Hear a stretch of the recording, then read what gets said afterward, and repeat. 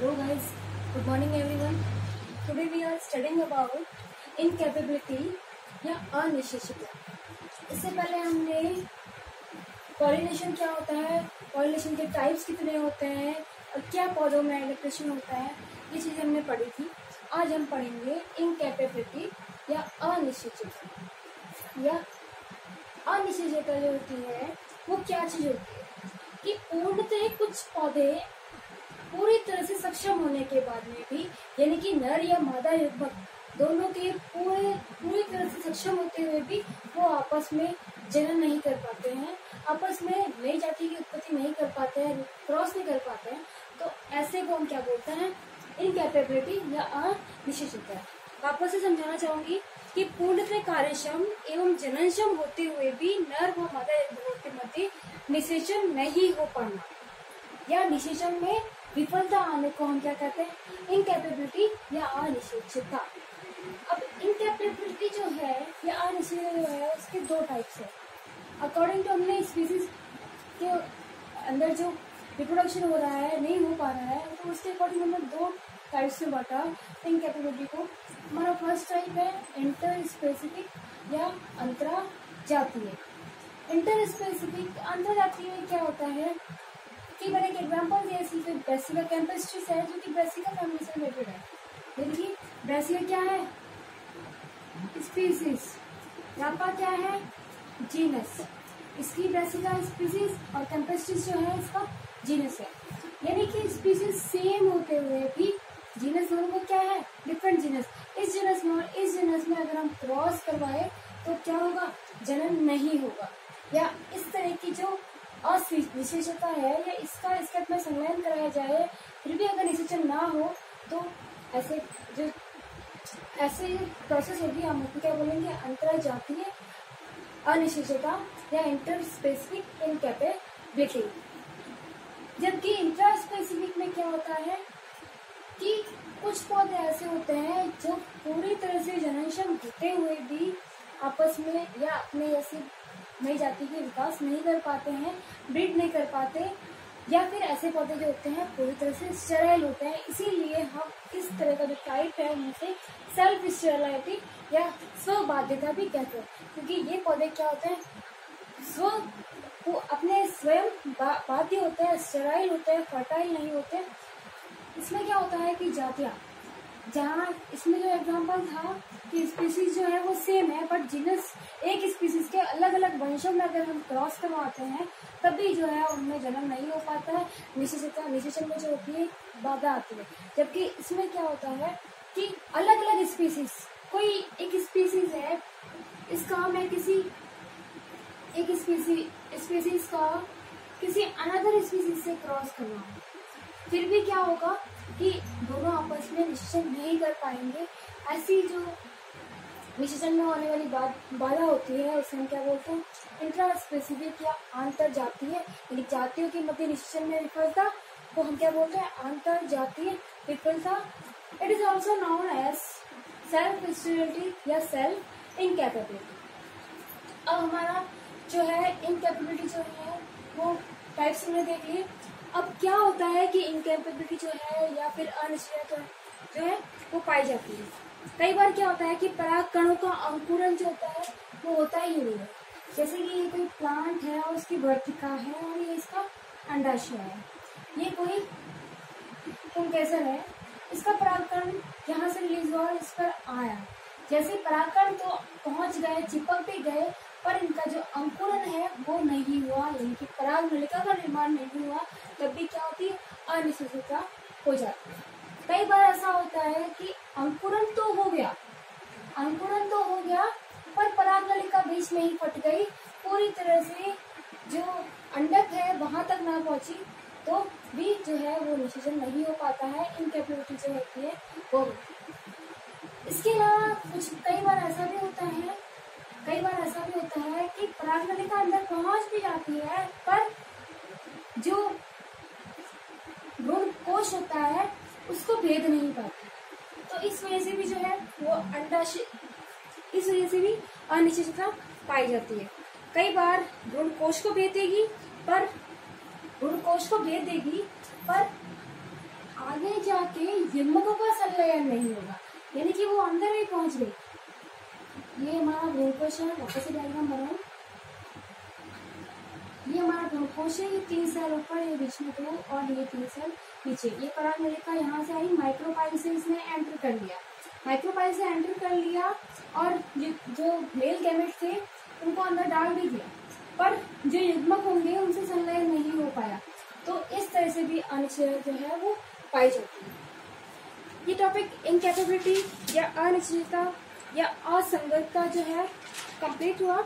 Next topic है हमारा fertilisation या निषेचन। निषेचन क्या होता है? नर व मादा युग्मकों का संलयन, यानी कि fusion of male and female gametophyte is called as fertilization. Fertilization को मैं थोड़ा सा शॉर्ट में पहले ही बता चुकी हूँ आपको कि फर्टिलाइजेशन होता क्या है। नर युग्मक और मादा युग्मक का संलयन, मादा युग्मक के संलयन को हम क्या बोलते हैं? फर्टिलाइजेशन कहते हैं, निषेचन कहते हैं। नर युग्मक जो कि परागकण के अंकुरन से परागनलिका के द्वारा जो फीमेल गैमेटोफाइट होती है उसके जो एम्ब्रियो सैक होता है वहां तक पहुंचता है और उनसे जब न्यूक्लियस जो होता है उनका फ्यूजन होता है, इसी प्रोसेस को हम फर्टिलाइजेशन कहते हैं। अब देखो, इसकी सबसे पहले खोज जो थी फर्टिलाइजेशन या निषेचन की जो क्रिया है उसकी खोज सबसे पहले की थी स्ट्रासबर्ग।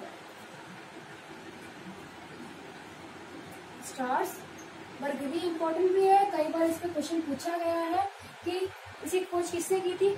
स्ट्रासबर्ग ने की थी 1884 में। और लीलियम जो प्लांट है उसका फ्लावर में जो है उन्होंने फर्टिलाइजेशन को देखा था सबसे पहले और फर्टिलाइजेशन को जो है समझाया था। अब मैं फर्टिलाइजेशन के साथ साथ आपको डबल फर्टिलाइजेशन भी बताना चाहूंगी, क्योंकि मैं बार बार दोबारा ये टॉपिक रिवाइज नहीं करूंगी। तो समझ लेना, फर्टिलाइजेशन एंड डबल फर्टिलाइजेशन। साथ ही साथ मैं आपको ट्रिपल फ्यूजन भी इसी में ही बताऊंगी, तो अलग से एक्सप्लेन नहीं करूंगी। वापस से देखना, फर्टिलाइजेशन यानी कि निषेचन, डबल फर्टिलाइजेशन यानी कि दोहरा निषेचन। अधिकतर जो भी आवृतबीजीय पादप है उनमें दोहरा निषेचन जो है वो पाया है।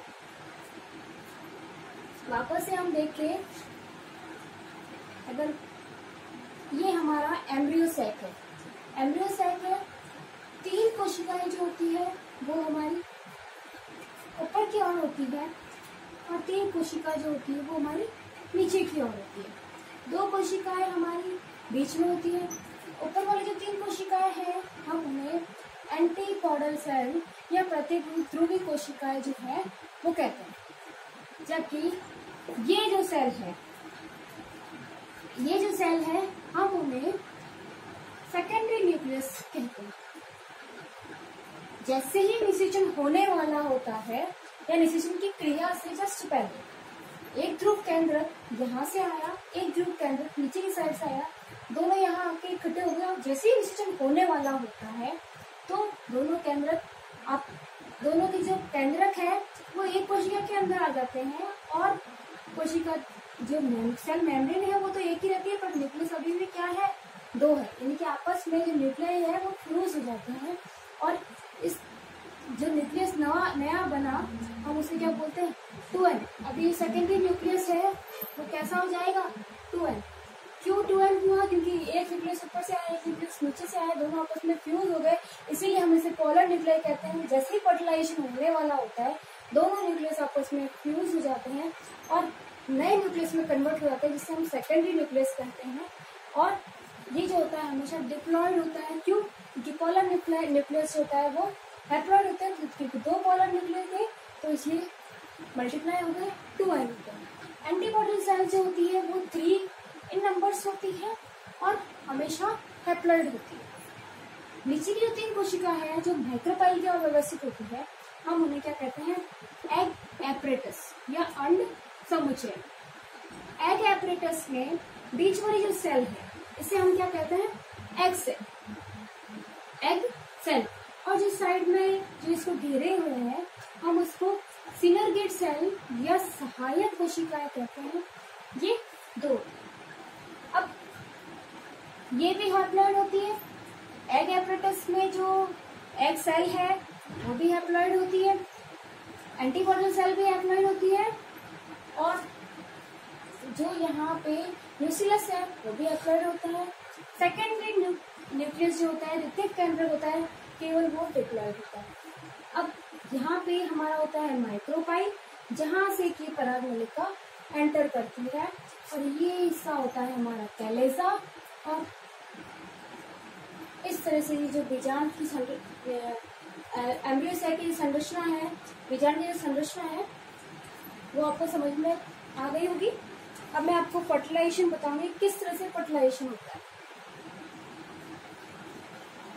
जैसे ही परागकण रिलीज होते हैं तो वर्तिका जो होती है, मदर इग्मोकोटिक में जो वर्तिका होती है उसकी संरचना कुछ इस तरह से होती है कि वो चिपचिपी होती है कि परागकण को अपनी ओर जैसे ही उसके पास में आए तो उसे चिपका लेती है। कुछ केमिकल्स, कुछ रेजिन रिलीज करती है जिसे वो प्रेरित करते हैं परागनलिका के अंकुरण को। अब परागनलिका कैसे बनती है? मैंने पहले आपको परागकण की संरचना बताई थी कि परागकण है, परागकण के बाहर दो लेयर्स पाई जाती है। सबसे बाहर वाली जो लेयर होती है वो एक्साइन होती है, और अंदर वाली जो लेयर होती है वो इंटाइन होती है। ये एक्साइन या बाहर चोल, अंदर वाली लेयर अंतर चोल, और यहाँ पे जर्म पोर होते हैं जहाँ से कि परागनलिका का निर्माण होता है। तो जो अंदर वाली जो चोल है या अंतःस्ट्रम जो है परागकण की, ये सबसे इंटरनल लेयर जो है परागकण की, इसे हम इंटाइन कहते हैं। ये इंटाइन ही परागनलिका का निर्माण करती है। जहाँ पे जर्म पोर होता है वहीं से परागनलिका का अंकुरण होता है। एक परागकण से केवल एक परागनलिका का ही निर्माण होता है।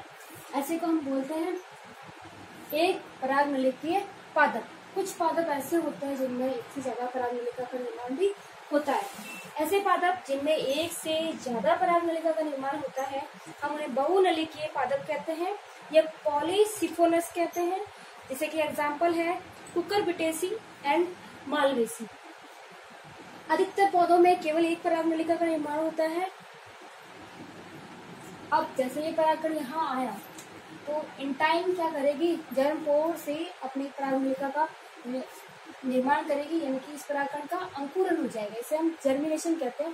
तो यहाँ पहुंचने से अंकुरण होने तक की जो टाइम पीरियड होता है हम उसे परागनलिका का अंकुरण काल कहते हैं।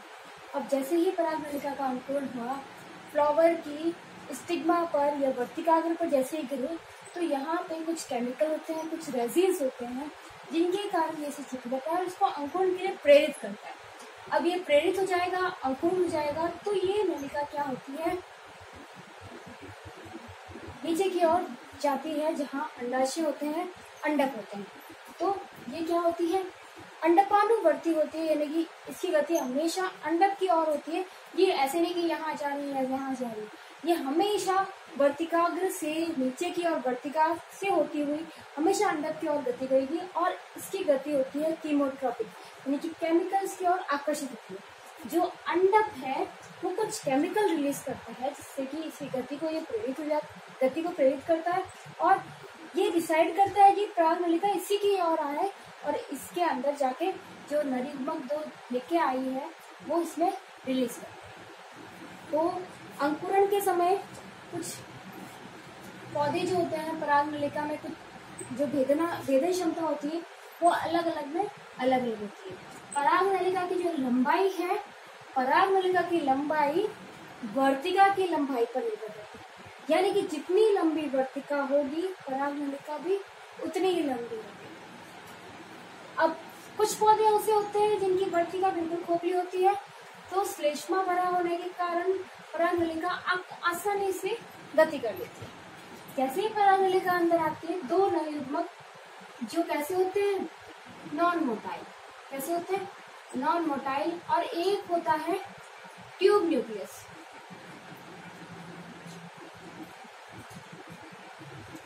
मेल गैमेटोफाइट भी कहते हैं हम नर युग्मक को, मेल गैमेटोफाइट, जो कैसे होते हैं, नॉन मोटर होते हैं, अगतिशील होते हैं। जो आगे एक न्यूक्लियस होता है वो ट्यूब न्यूक्लियस होता है, या फिर हम उसे वेजिटेटिव न्यूक्लियस भी कहते हैं, काई केंद्रक भी कहते हैं। जैसे फर्टिलाइजेशन हो जाता है तो ये दोनों नर युग्मक तो एक अंड कोशिका से और एक वित्तीय केंद्र से संलयन करता है, ये जो है वो डिजेनरेट हो जाता है। तो इस तरह से परागनलिका का अंकुरण होता है, जो परागनलिका की संरचना थी। अब परागनलिका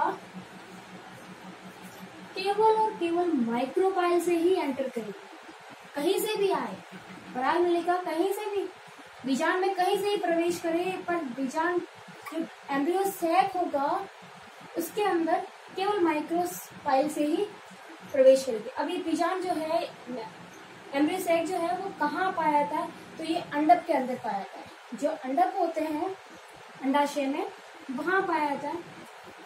ये बीजांड ग्रंथ हो गया, ये विभाग हो गया, और ये बीजांड द्वार हो गया, ये माइक्रोपाइल हो गया। यहीं से ही परागनलिका जो है वो एंट्री करेगी, और दो नर युग्मक के साथ और एक कायिक केंद्रक के साथ। तो कायिक केंद्रक नर युग्मक परागनलिका के साथ साथ में, जैसे परागनलिका की लंबाई बढ़ती जाती है, क्योंकि ये तो नॉन मोटाइल है, तो अपने आप जो है परागनलिका में चले जाता है। अब ये और ये दोनों जैसे ही इसके पास आते हैं, तो यहाँ पे परागनलिका के यहाँ पे क्या होता है कि एक पोर होता है, जिसे हम पॉलन पोर कहते हैं। क्या कहते हैं? पॉलन पोर कहते हैं। और पॉलन पोर जो है इसके द्वारा ही, ये कुछ एंड से कुछ पहले होता है, यानी कि जस्ट खत्म होने से कुछ पहले होता है। तो इसके द्वारा जो है परागनलिका जैसे ही इसके अंदर एंटर करती है भ्रूणकोश के अंदर, तो ये दोनों रिलीज हो जाते हैं, और जो वेजिटेटिव न्यूक्लियस है वो डिजेनरेट हो जाता है, यानी कि वो नष्ट हो जाता है। अब ये जो है दोनों मेल गैमेट, ये कैसे एंटर करेंगे या परागनलिका कैसे वहां पहुंचेगी, तो कुछ ऐसी संरचना होती है सिनर्गिड्स में। यहाँ देखना आप, जो सिनर्गिड सेल है, सहायक कोशिकाएं हैं। ये सहायक कोशिकाएं, इनमें कुछ ऐसी संरचना होती है जिसे हम फिलीफॉर्म एपैरेटस या तंतु रूपी कोशिकाएं कहते हैं, या समुच्चय, तंतु रूपी समुच्चय कहते हैं। ये फिलीफॉर्म एपैरेटस तंतु रूपी समुच्चय इस चीज को प्रेरित करता है कि परागनलिका इनकी ओर जाके अंड जो कोशिका है या एक्स सेल है उसे संलयन करे। तो ये कुछ ऐसे केमिकल रिलीज करती है, जैसे ही किसी परागनलिका या तो इधर वाले अंड समूह जो सिनर्गिड है उससे करेगी, उसके द्वारा अंदर प्रवेश करेगी, या इसके द्वारा अंदर प्रवेश करेगी। तो परागनलिका ये जो फिलीफॉर्म एपैरेटस है किसी एक में से प्रवेश करती है। जैसे ही अंदर प्रवेश करती है तो परागनलिका का जो पॉइंट होता है, एंड पॉइंट से थोड़ा सा ऊपर पॉलन पोर होता है, इसके द्वारा जो नर युग्मक है और जो वेजिटेटिव न्यूक्लियस है वो इसके अंदर सबसे पहले जो सिनर्गिड्स है इसके साइटोप्लाज्म में डाल दिए जाते हैं, और इसके साइटोप्लाज्म के बाद जो युग्मक है वो अमीबीय गति करता है। कौन सी गति करते हैं? जो युग्मक होंगे, कौन? Male gametophyte. जो मेल गैमेटोफाइट होगा वो अब मूवमेंट कैसा करेगा? अमीबॉइड मूवमेंट करेगा। अमीबा जैसे गति करता है वैसे ही गति करते हुए कहाँ चले जाएगा? वित्तीय केंद्रक के साथ में संलयन करेगा, और एक जो नर युग्मक है वो अंड कोशिका से संलयन करेगा। अब जो नर युग्मक है, फिर नर युग्मक जो है संलयन करते ही, नर युग्मक इसे संलयन करते ही ये किसमें बदल जाएगा?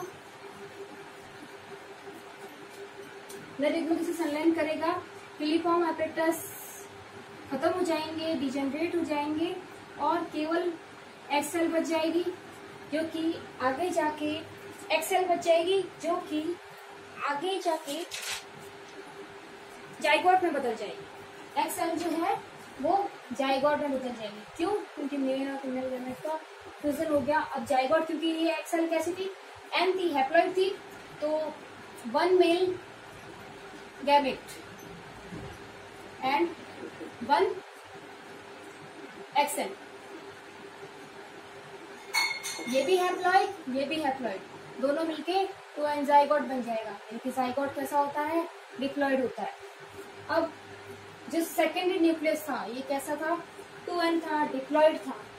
अब डिप्लॉइड होता है, क्यों होता है डिप्लॉइड? क्योंकि दो पोलर न्यूक्लियाई आपस में फ्यूज होके और डिप्लॉइड सेकेंडरी न्यूक्लियस बनाते हैं। सेकेंडरी न्यूक्लियस जो है ऐसा जस्ट निषेचन से कुछ समय पहले ही बनता है। तो क्योंकि ये पहले से ही डिप्लॉइड है प्लस एक नए युग्मक आके इसे संलयन करता है, तो 2n + 1n 3n, इसीलिए और ये बनाता है भ्रूणपोष। इसीलिए हम इसको त्रिक संलयन, देखो 3 सेल का संलयन हो रहा है, 3 सेल जो है फ्यूज हो रही है, पहले ही पोलर न्यूक्लियाई आपस में फ्यूज हो गए, उन्हीं से आके एक ने मेल गैमेट में फ्यूजन किया, तो इस टोटल फॉर्म ट्रिप्लॉइड या ट्रिपल फ्यूजन जो है वो कहते हैं त्रिक संलयन कहते हैं। ये भी क्या होती है? डिजेनरेट, ये भी डिजेनरेट हो जाती है और ये जो है वो भ्रूणपोष का निर्माण करती है और ये जो है इससे भ्रूण का निर्माण होता है, जाइगोट बनता है और अधिकतर ये सारी जो सेल है वो भ्रूण के परिवर्धन में काम में ले ली जाती है। जो बीजांड ग्रंथ जो होता है, बीजांड ग्रंथ वो बीज ग्रंथ में कन्वर्ट हो जाता है, यानी कि जो बीज जो बनता है फ्लावर के डेवलपमेंट फर्टिलाइजेशन के बाद, तो जो बीज ग्रंथ होता है उसमें बदल जाता है, बीजांड ग्रंथ जो होता है बीज ग्रंथ में बदल जाता है, एक सेल जाइगोट में बदल जाती है, इसको पोषण देने का काम करता है 2n या ट्रिप्लॉइड भ्रूणपोष 3n, बाकी सारे इसके पोषण में काम में आ जाते हैं। जो बीजांड काय होती है वो भी इसके पोषण में काम में आती है और जो बीजांड ग्रंथ होता है वो बीज ग्रंथ में कन्वर्ट हो जाता है। तो इस तरह से इसका डेवलपमेंट, फर्टिलाइजेशन हो गया और डेवलपमेंट हो गया। अब मैं एक क्वेश्चन पूछना चाहूंगी आपसे कि डबल फर्टिलाइजेशन में, सभी इसका आंसर मुझे व्हाट्सएप मैसेज करेंगे कि डबल फर्टिलाइजेशन में कितने न्यूक्लियस पार्टिसिपेट करते हैं? How many nucleus are participate in double fertilization? Thank you, have a nice day.